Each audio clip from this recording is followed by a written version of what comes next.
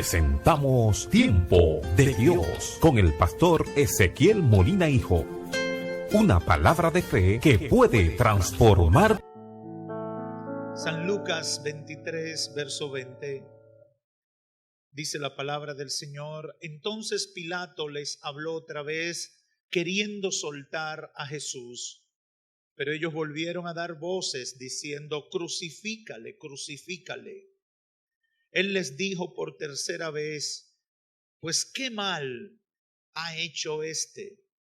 Ningún delito de muerte he hallado en él. Le castigaré entonces y le soltaré. Pero ellos insistían a grandes voces pidiendo que fuese crucificado, y sus voces prevalecieron. Entonces Pilato juzgó que se hiciese lo que ellos pedían. Le soltó a aquel que había sido echado en la cárcel por sedición y homicidio, a quien ellos habían pedido, y entregó a Jesús a la voluntad de ellos. Y ellos, al llevarle, tomaron a un tal Simón de Cirene que venía del campo y le pusieron encima la cruz para que la llevase tras Jesús.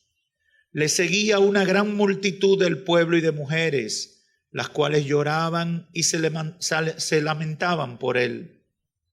Pero Jesús, volviéndose hacia ellas, les dijo: hijas de Jerusalén, no lloren por mí, sino llorad por vosotras mismas y por vuestros hijos. Porque aquí vendrán días en que dirán: bienaventuradas las estériles, los vientres que no concibieron y los pechos que no criaron. Entonces comenzarán a decir a las montañas: caed sobre nosotros, y a las colinas cubridnos. Porque si con el árbol verde hacen estas cosas, ¿qué se hará con el seco? Llevaban también a otros dos que eran malhechores para ser ejecutados con él. Cuando llegaron al lugar que se llama de la Calavera, le crucificaron allí. Y a los malhechores, el uno a la derecha y el otro a la izquierda. Y Jesús decía: Padre, perdónalos, porque no saben lo que hacen. Y partiendo sus vestidos, echaron suerte. Amén. Pueden sentarse. Por algunos minutos quiero reflexionar con ustedes con el tema clamor intercesor por los ignorantes. Este tema, o lo que hemos puesto como título o tema de esta reflexión, es la primera frase que se conoce en la tradición cristiana como las 7 palabras. La primera frase o la primera palabra. Pero en efecto, esta frase es la oración intercesora de Jesús en el clímax del sufrimiento por gente que era ignorante del plan de Dios para salvación de la gente en sentido general de la humanidad. Y con la ayuda del Espíritu Santo yo quiero hoy llamar la atención fundamentalmente sobre la ignorancia de muchos seres humanos a la manifestación de Dios en su vida y la forma obstinada que interpretan los acontecimientos para justificar su error. Creo firmemente que al meditar en los hechos del Calvario deberíamos entender a Dios y conectarnos con su propósito, olvidando nuestros pensamientos. Y usted se preguntará: ¿para qué, pastor? Bueno, sencillamente para que no crucifiquemos a Cristo otra vez. No lo crucifiquemos otra vez con nuestra conducta, con nuestro accionar, con nuestra forma de ser. Porque tengo la gran preocupación de que mucha gente, aún identificándose con la fe cristiana, constantemente crucifica a Cristo. Y quiero ubicarle un poquito en el contexto bíblico que utilizamos como base para reflexionar en esta hora. A la luz de lo que Lucas relata en este capítulo 23, Jesús había sido apresado y juzgado apresuradamente por una turba de servidores del Sanedrín judío, quienes veían a Cristo como una amenaza a su sistema religioso y a su relación con el poder político dominante que representaba el gobernador romano. Fue un juicio rápido. Algunos estudiosos bíblicos dicen que a Cristo lo juzgaron 3 veces en un periodo de 6 horas. Hicieron todos los procedimientos que iban a hacer: interrogatorio, juicio y condena. En horarios que la ley y el derecho romano no lo permitían tampoco, ni tampoco los judíos. Por lo tanto, se violaron todos los procedimientos, o como se llamaría en nuestro país, el Código Procesal Penal. Se saltaron todos los procedimientos. Se obvió toda la normativa, porque había una intención clara: condenar al que se llamaba o se hacía llamar Hijo de Dios. Jesús fue interrogado, referido, azotado y desconsiderado por Poncio Pilato, el procurador de Judea designado por el Imperio Romano.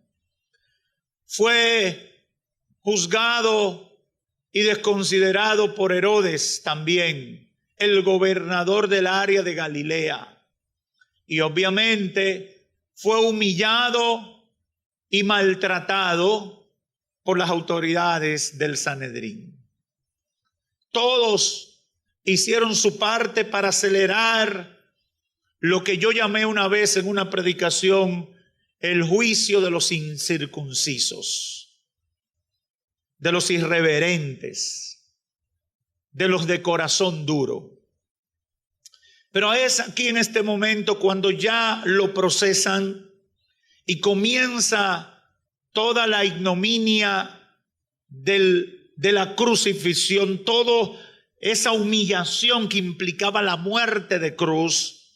Y ya cuando Cristo está sufriendo en carne viva el dolor profundo del maltrato, al ver el comportamiento de la gente y hacer un análisis de todo el panorama que había en torno al Calvario, a las cruces y en esa área llamado la calavera, Jesús eleva una oración intercesora. Padre, perdónalos, porque no saben lo que hacen. Es la oración intercesora, a mi juicio, por una partida de ignorantes que con diferentes papeles todos formaban parte de la ignorancia que es capaz de tomar el pensamiento humano cuando no usa los recursos que Dios le ha dado y tampoco presta atención a la revelación de Dios para su vida. Aquí frente a Jesús pudimos identificar 3 tipos o 3 grupos de personas que a mi juicio todos eran ignorantes en diferentes escalas o por diferentes razones. El primero era los soldados que se dividieron su ropa y estaban ahí ejecutando el maltrato directamente. Verso 23, capítulo 23, verso 34. Y se burlaron de él. Lo segundo, la muchedumbre curiosa y probablemente a estas alturas silenciosa frente a la injusticia que se estaba cometiendo. Había una multitud participando de lo que estaba pasando. El sacrificio de Cristo, esa crucifixión no fue hecha a solas. Había un público vehemente integrado en gran medida quizás por los que fueron los que votaron en favor de esa decisión frente a Pilato. Había un público curioso que quería ver lo que iba a pasar, que quería ser partícipe, que no se oponía ni se atrevía a oponerse. Y aunque le doliera en alguna medida, aunque sintiera pena por lo que estaba pasando, no era capaz de hacer nada para detener la injusticia que se estaba cometiendo. Y hay un tercer grupo que eran los líderes religiosos, los judíos, las autoridades del judaísmo, que tenían una intención clara de desaparecer el hombre que se había convertido en su dolor de cabeza. El hombre que atentaba con su status quo. El hombre que estaba a punto de echar por tierra todo un sistema religioso que le reportaba grandes beneficios y le daba garantías de influir en la sociedad. La gente ama el dinero, pero ama más el poder y el poder influir.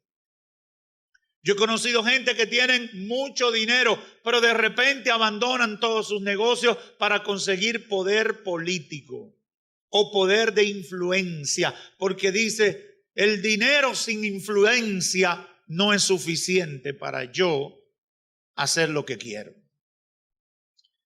Y yo quiero dedicar algunos minutos a analizar el comportamiento de los tres grupos. El primer grupo que quiero analizar en detalle es este que acabo de citar, los líderes judíos. Ese grupo que estaba con los líderes judíos llegó a decir cosas como esta, en el verso 35 de Lucas 23 lo señala. A otro salvó, sálvese a sí mismo, si este es el Cristo, el escogido de Dios. Actuaban totalmente de acuerdo a su concepto torcido de lo que el Mesías en su pensamiento debía ser. Ahora yo me pregunto, ¿ignoraba esa gente lo que Cristo hizo durante el ejercicio de su ministerio? ¿Ignoraba esa gente el respaldo de Dios que hubo durante el ministerio de Cristo? No, no lo ignoraban. Porque cuando usted analice el relato bíblico, se va a dar cuenta que cuando Cristo se levanta al tercer día, ellos reaccionan con conocimiento y más. Antes de Cristo levantarse, toman medidas de seguridad por temor a que ocurriera lo que definitivamente ocurrió. Entonces ellos tenían argumentos, tenían razones para pensar que Jesucristo no era un maestro cualquiera, era el Hijo de Dios y que iba a ocurrir lo que había profetizado. Ellos tenían razones para creer, pero cuando se expresan en el verso 35, lo hacen de manera burlona, lo hacen de manera humillante, tratan de denostar la figura de Cristo. ¿Por qué? Porque en el pensamiento de ellos, Jesucristo no tenía el perfil del Mesías esperado. Ellos querían un Cristo que viniera, un Mesías que viniera para libertar al pueblo judío del yugo opresor de Roma. Ellos querían un Mesías con poder político y con poder militar, que se impusiera y le garantizara a ellos la hegemonía, el liderazgo, el poder, la influencia. La verdad es que ellos no querían, deliberadamente no tenían intención de aceptar a Jesús como el enviado de Dios. Y no hay peor ignorante que aquel que no quiere entender. El que no quiere entender, no importa lo que usted le explique. El que se niega a entender le va a pasar como el hombre del pedazo de jabón y la idea de que era queso. Si usted ha oído esa historia, recordará que le pusieron un pedazo de queso, de jabón, y él decía que era queso. Pero le decían, no, eso es jabón, y él decía, no, eso es queso. Y le dijeron, bueno, pero si es queso, entonces pruébalo, cómelo. Y se metió el pedazo en la boca, lo mordió, y cuando estaba botando espuma, le dijeron, ¿y ahora? ¿Es queso o es jabón? Y como era un obstinado, dijo, sabe a jabón, pero es queso.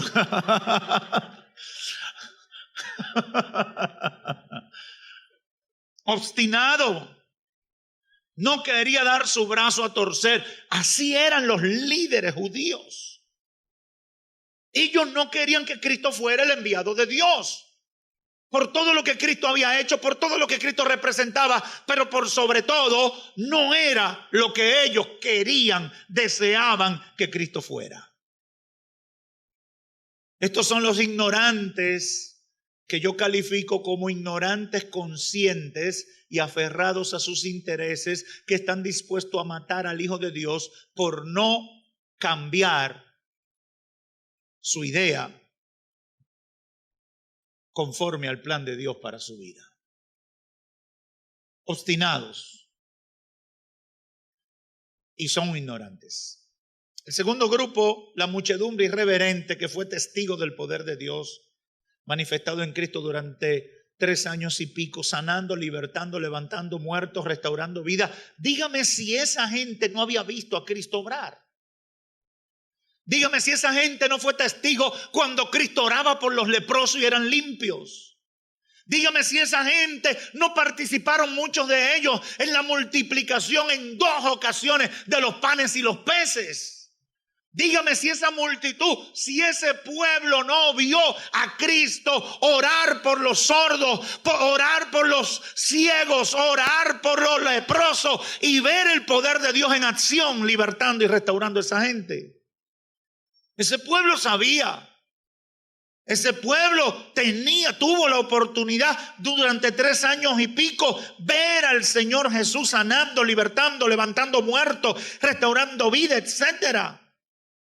Pero estos son lo que yo califico ignorantes, débiles de carácter y pusilánimes, que como veletas cambian de parecer para congraciarse con los poderosos o lo que simplemente hace la mayoría, aunque sean conscientes de las injusticias que se están cometiendo.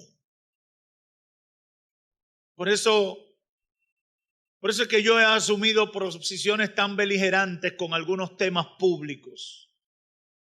Porque vivimos en una sociedad que nadie se la quiere jugar. Nadie quiere asumir responsabilidades. Y yo creo que una característica de los hombres y las mujeres que le sirven a Dios en espíritu y en verdad es que están dispuestos a dar su vida por lo que creen, por lo que han confesado delante de Dios. Yo no sé si aquí hay alguien así, pero yo creo que se necesita gente así.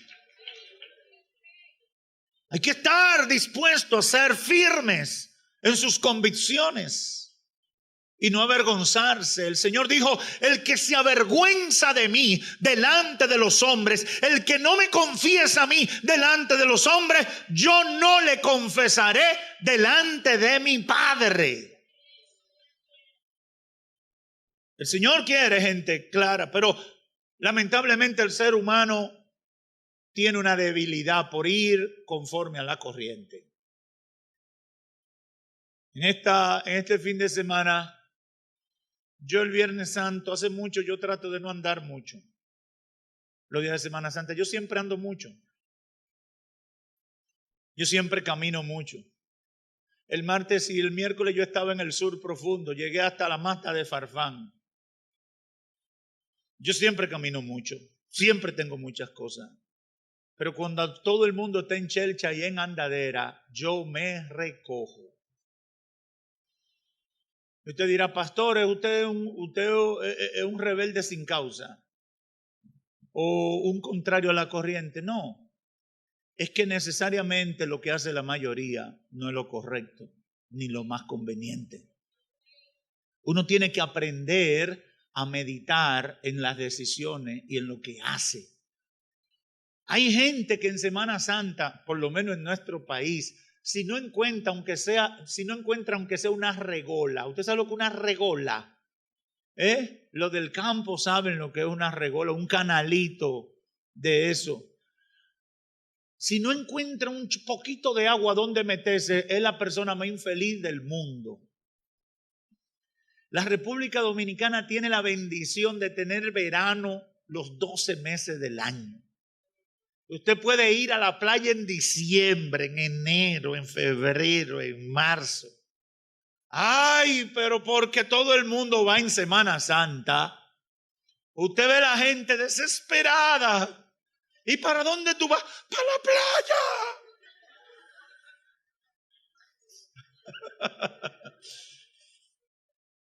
Y tú le dices, pero a otra cosa. Pero tú no estabas malo de la gripe. Sí, pero voy para la playa.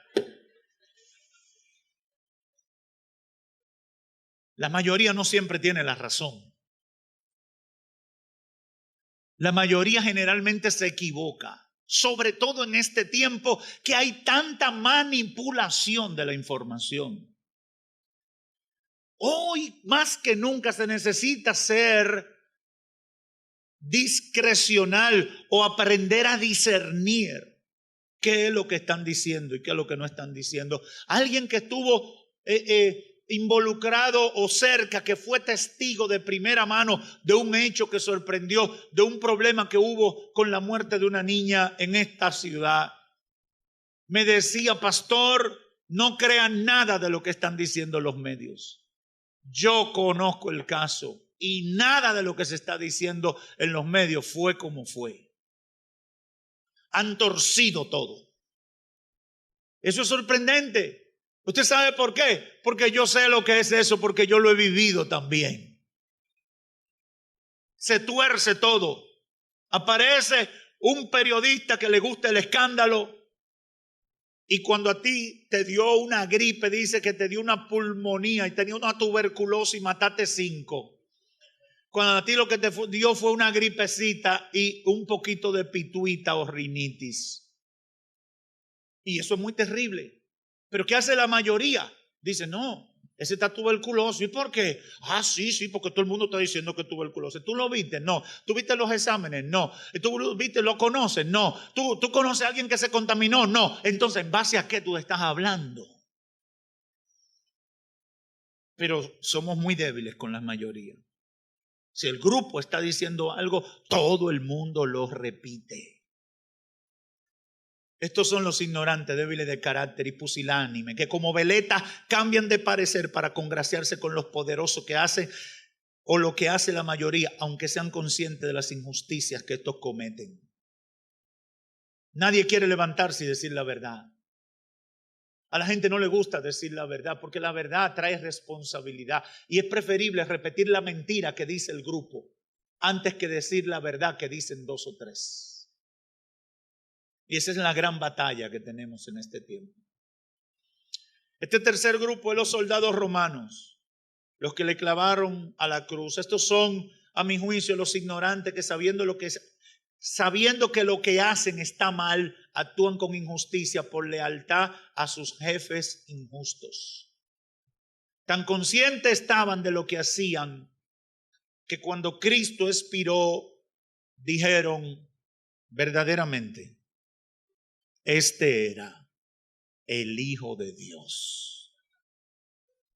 Pero no dejaron de matarlo. No dejaron de clavar su lanza. No dejaron de dar latigazos. Cristo nunca presentó oposición. Cristo nunca se rebeló frente al martirio. Ni siquiera Cristo se lamentó. Ni siquiera dijo, soy inocente. Cristo no puso resistencia, pero ellos no fueron suficientemente valientes para reaccionar. Simplemente hicieron lo que le mandaron a hacer y no usaron la capacidad que Dios le dio para reaccionar frente a las injusticias.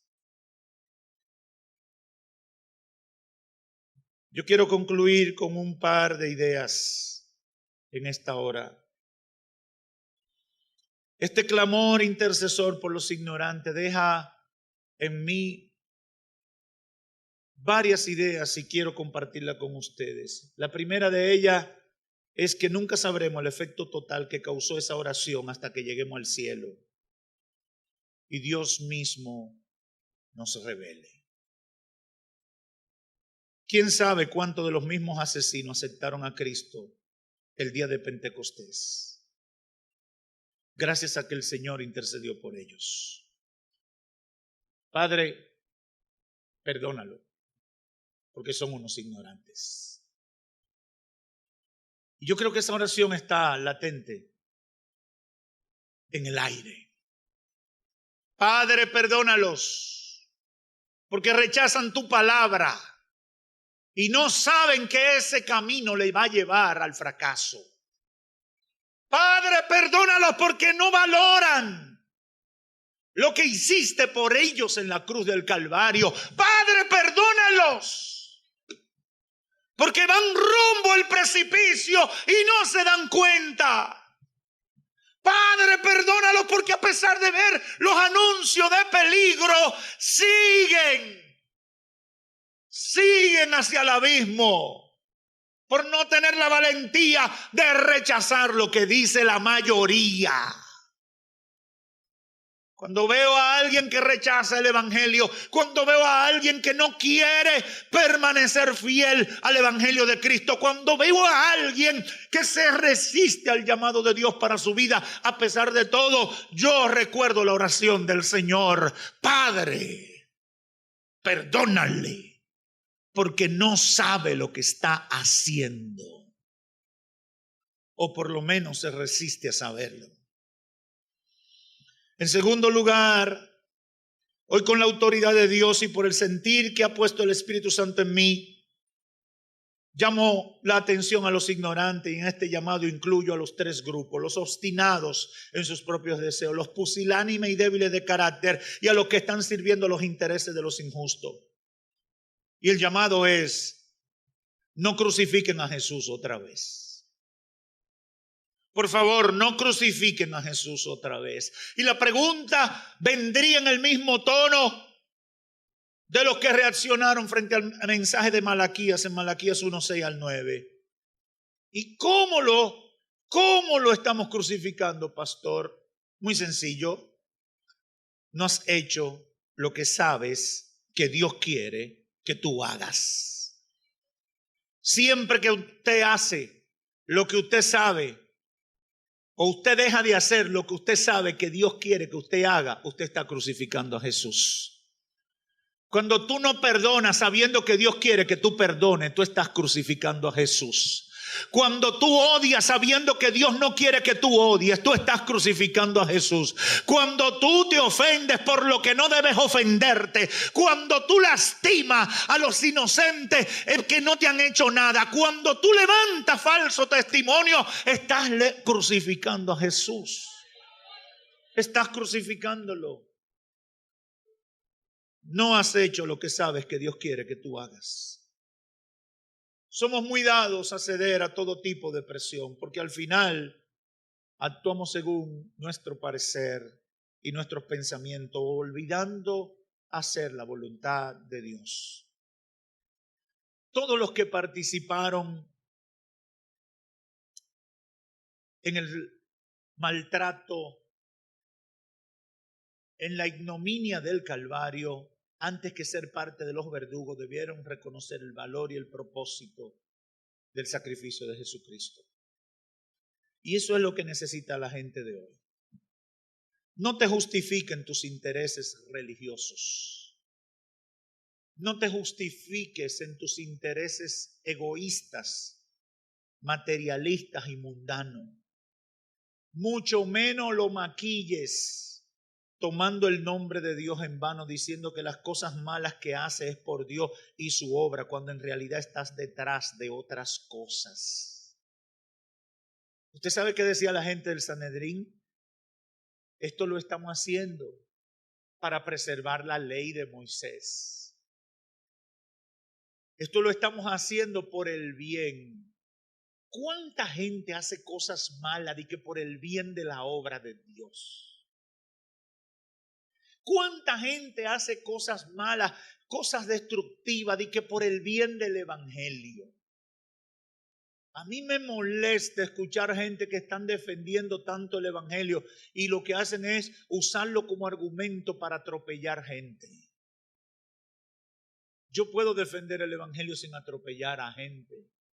Yo puedo levantar mi voz en nombre del evangelio sin hablar mentira ni levantar calumnias. ¿Cuánta gente que hace como los líderes del Sanedrín que hacían cosas malas, mataron a Jesús en nombre de la fe en Dios? Porque cuando usted analiza el discurso de ellos, ese era el móvil de ellos, defender la fe. Pero mentira. Realmente lo que defendían eran sus intereses, su poder, su conexión con el poder romano, sus privilegios. Honestamente, una de las grandes batallas que tenemos con el ser humano es la hipocresía. El ser humano es muy dado a mostrar una cara cuando lo que hay por dentro es totalmente diferente. Cuando lo que hay detrás es totalmente diferente. Mientras yo meditaba en esto, pensé en los evangélicos que dicen mentiras para que quiten a ese pecador de tal posición en la iglesia. Mientras yo meditaba en esto, pensé en los evangélicos que hablan del pastor y de sus hermanos, pero no le dicen las cosas de frente y lo hacen por el bien de la obra de Dios.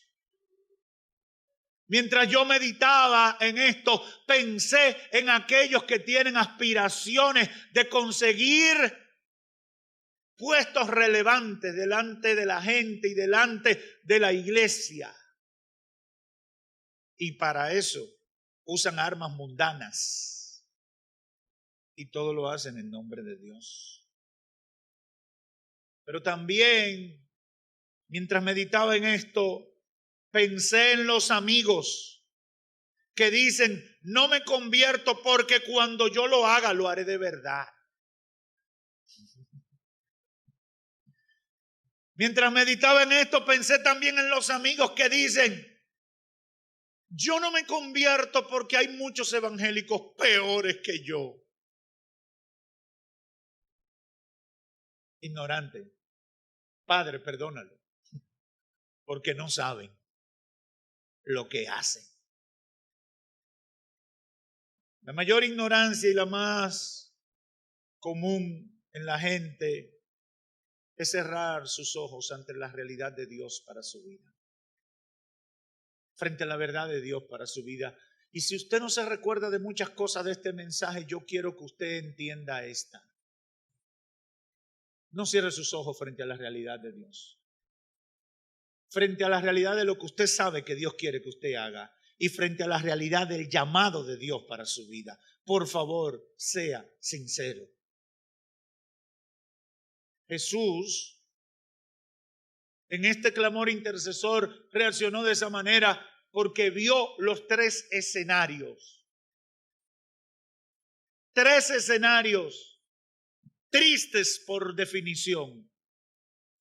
Y lo único que pudo salir de su corazón compasivo fue este clamor intercesor. Perdónalo, Señor. Yo me imagino que mientras estaban los soldados voceándole cosas, Cristo lo miró.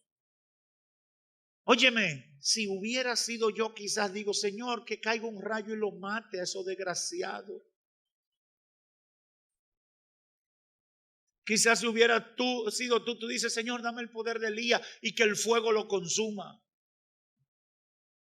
Quizás tú hubieras pedido cualquier cosa, pero el corazón compasivo del Hijo de Dios salió, brotó de su entero ser una oración poderosa que supera las limitaciones de nuestro entendimiento, que supera nuestras necedades, que supera nuestra obstinación, que supera nuestros errores. Padre, perdónalos, porque se están perdiendo un privilegio grande que tienen de ser testigos del mayor acto de amor que jamás hubo y habrá en la tierra, que un justo muera por pecadores. Padre, perdónalos. Padre, perdónalos. Y yo me uno al clamor intercesor del Señor. Padre, perdónalos a los que desprecian la bendición de servirte. Padre, perdona a aquellos que están en la iglesia y no aprovechan el privilegio de servirte en espíritu y en verdad. Padre, perdona a los amigos que actúan con indiferencia. Padre, perdona a los que están en la orilla y no se meten en el fuego. Padre, perdónalos. Padre, perdona a los que están hoy fuertes y mañana están débiles. Padre, perdona. Padre, perdona a los que toman el evangelio conforme a sus propios y particulares intereses y olvidan lo que tú quieres hacer en la vida de la gente, incluyendo aún a aquellos que a nosotros no nos caen bien. Aleluya. No se me quite esa figura de la mente. Jesucristo observando el panorama, postrado, quebrantado en esa cruz, cansado, con los huesos que le dolían por dentro, desangrado, deshidratado, abatido por casi 24 horas de dolor, de sufrimiento, porque Cristo comenzó a sangrar en Getsemaní. Me imagino al Señor en un estado de agotamiento casi total, observar y decir: perdónanos, Señor, porque ellos no saben lo que están haciendo.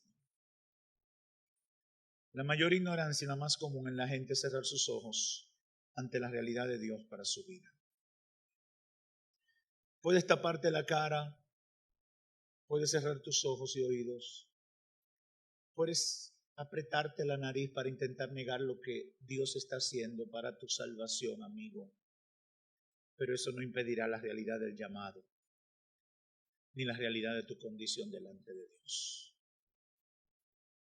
Amigo o amiga que estás aquí, no sea un ignorante más. El Señor ha intercedido por ti. Y ha intercedido para que salga de la ignorancia, para que deje el salto a la sabiduría. El principio de la sabiduría, dijo el proverbista, es el temor de Dios. Si tú quieres salir de la ignorancia, si tú quieres superar la ignorancia por la que te has dejado arrastrar, por la que te ha impuesto el sistema, por la que te has metido por tus propios razonamientos, tus particulares ideas de Dios y del Evangelio, yo no sé cuál es la razón, pero cualquier tipo de ignorancia, todo lo que te ha separado de la realidad de Dios para tu vida, hoy el clamor intercesor del Señor te da la oportunidad de cambiarlo. Padre, perdónalos. Hay un salvoconducto de Dios para ti. Hay una licencia de perdón para ti. Ya el Señor previó lo que tú has hecho y hoy esa oración toma sentido. Estás perdonado si corriges a tiempo. Amigo o amiga, no ignores el llamado de Dios para ti. Amigo, hermano, no crucifiques a Cristo otra vez. Jesucristo nos ama tanto que a pesar de todo sigue intercediendo. Y yo creo que esa oración no terminó ahí. Yo creo que hoy Jesucristo está intercediendo por nosotros. Perdónalos, porque no saben lo que hacen. Es el momento de saber Y estoy como enviado de Dios para decirte, aprovecha el llamado, aprovecha la revelación de Dios para tu vida. No desperdicie el tiempo. Me cuesta entender el proceder de la gente que desperdicia su tiempo. Me cuesta. Digo, tantas cosas valiosas que podemos hacer. Tantas cosas que Dios quiere hacer con nosotros y nosotros perdiendo el tiempo. ¿Qué problema más grande? Tanto que Dios quiere manifestar a través de nuestra vida, tanto poder que hay disponible, tanta bendición. Y yo, ignorando todo eso, me entretengo en disparates que no me ayudan en nada. Padre, perdona a los ignorantes. Definitivamente ellos no saben lo que hacen. Hoy yo te digo en el nombre del Señor, sal de la ignorancia y ven a la sabiduría. Conviértete a Cristo. Restaura tu relación con Dios. Y haz que la oración de Cristo sea efectiva en tu vida. Que Dios te bendiga. Hemos presentado Tiempo de Dios con el pastor Ezequiel Molina Hijo. Esperamos que este tiempo haya sido una bendición para ti. Te invitamos a nuestra próxima presentación. Si quieres comunicarte con nosotros, envía un correo electrónico a eltiempodedios@gmail.com o llámanos al teléfono 809-813-1029, La Romana, República Dominicana. Tiempo de Dios.